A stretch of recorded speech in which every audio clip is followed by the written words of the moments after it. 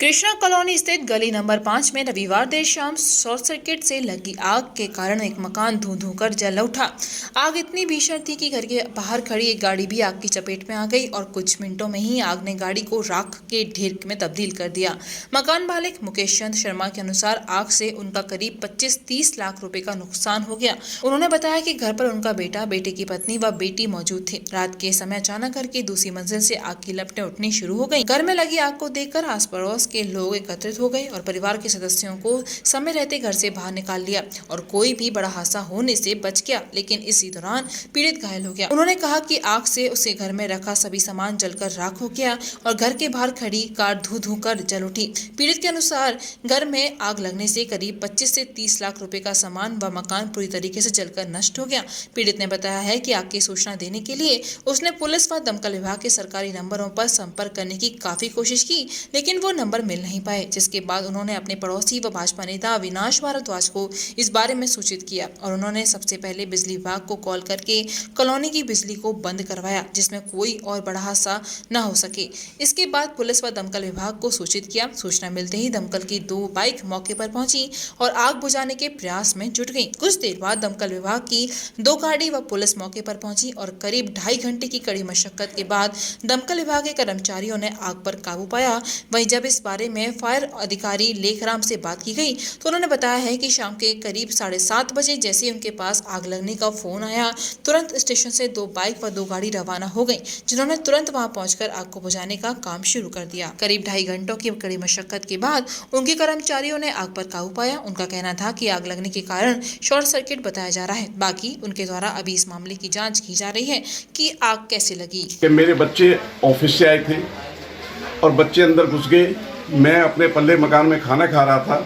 खाना खाते खाते एकदम से मेरी मिसेज और मेरे घर में जो किराएदार हैं वो बाहर निकल के भागे। एकदम से क्या हो गया, जब देखा तो यहाँ पे इसी जगह पे जो आपको मैंने बताया था, इस जगह पे चिंगारियाँ बहुत ज़ोर से शुरू हो गई। मैंने सोचा इसको कंट्रोल करता हूँ। तब तक मैं फायर एक्सटिंग्विशर सिलेंडर अपने घर से लेने के लिए गया, तब तक के जो कि ये बहुत ज़्यादा आग पकड़ चुकी थी। मैंने कई बार अगर आप मेरा मोबाइल चेक करना चाहेंगे तो उस मोबाइल के अंदर मैंने 101, 100, 112, 10,099 इमरजेंसी सारे कॉल पे मैंने कॉल की।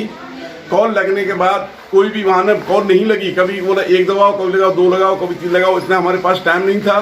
कुछ हम इधर देख रहे थे, कुछ फिर हमारे एक लड़का था मुकेश चंद शर्मा, मैंने मुकेश चंद डागर जो कि फायर ब्रिगेड में काम करता है, उसको बुलवाया गया। वो अपनी एक्शन करते हुए उन्होंने किया। फिर हमने बिजली डिपार्टमेंट को भी कॉल किया, जिससे कि जो का सबसे पहले बिजली काटा जाए। उससे पहले कि हमारे पड़ोस में जो भी लोग वहाँ पे आए थे उन्होंने पाइप को उतारा और पाइप को उतारने के बाद सबमर्सिबल से चलाना चाहा तो मैंने सबमर्सिबल नहीं चलने दिया, क्योंकि यहाँ पे बिजली का करंट दौड़ा हुआ था। इसलिए उस पाइप को हमने वापस करा लिया। जब वापस कराया तो मेरे चेयरमैन साहब को बात की। चेयरमैन साहब ने उन्होंने बिजली डिपार्टमेंट में कॉल की, हमने भी बिजली डिपार्टमेंट में कॉल की, तो वहाँ से बिजली का कनेक्शन डिस्कनेक्ट कर दिया। जब डिस्कनेक्ट हो गया, डिस्कनेक्ट होने के बाद में हमारे पास में कोई भी चारा नहीं रहा, क्योंकि अब बिजली का सबमर्सिबल चल नहीं सकता, बगैर बिजली के नहीं चल सकता। तो फिर गाड़ी आई, गाड़ी भी 2 फायर टेंडर आए। एक शायद मेरे साथ कैपेसिटी का था 22,000 कैपेसिटी का था, एक 32,000 कैपेसिटी का था। उससे पहले जो उनकी मोबिलाइजेशन जो मोटरसाइकिल वाली है शंकरी गलियों में चलने वाली थी, वो आकर के एक मिस कर गई, दूसरी चली, वो उतने खत्म हो गई, उसका कोई एक्शन नहीं हो पाया।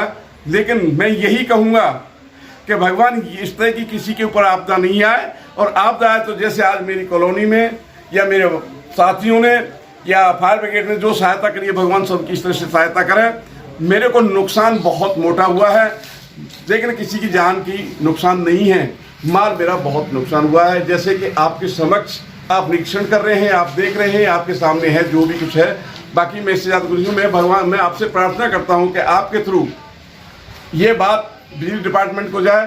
बिजली डिपार्टमेंट से जो भी मेरी गलती है, मेरे मकान की जो वैल्यू आती है उसका, क्योंकि ये शॉर्ट सर्किट से कांड हुआ है, वो भी इंटरनल नहीं हुआ है, ये भी एक्सटर्नल, जहाँ से कनेक्शन जाता है मकानों को या मकानों को। दुकान तो यहाँ पे है नहीं किसी की भी। बाकी यहाँ पे करीब हजारों की भीड़ होगी। जिसकी हिम्मत जैसी बनी उन्होंने उसको किया। मैं अपने बच्चों को निकालते टाइम मेरे सिर के ऊपर बहुत सारी सीलिंग से गिरी या जो भी गिरा, सिर नहीं फटा, लेकिन मेरे पैर के अंदर, अगर आप चाहें तो मैं आपको दिखा सकता हूं।